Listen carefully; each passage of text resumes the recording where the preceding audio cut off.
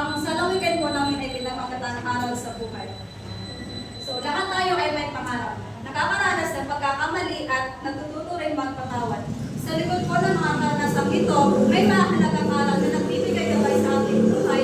At dito na po pumapasok ang aming unang salawigain na sipag at syaga tagumpay ang bunga. Ang salawigain po na ito ay nagtuturo na walang bagay na madaling nakukuha.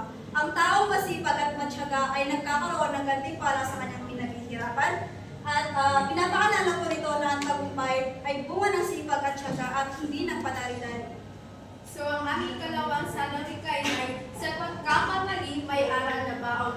So ang kahulugan nito ay ang bawat pagkakamali ay hindi dapat natakutan. Dahil ito ay nagsisilbing guro sa ating buhay. Sa bawat maling nagagawa, may natutunan tayo bagong aral na magagamit sa susunod. Kaya mahalaga ang pagiging bukas sa pagkakamali upang patuloy na umunlad.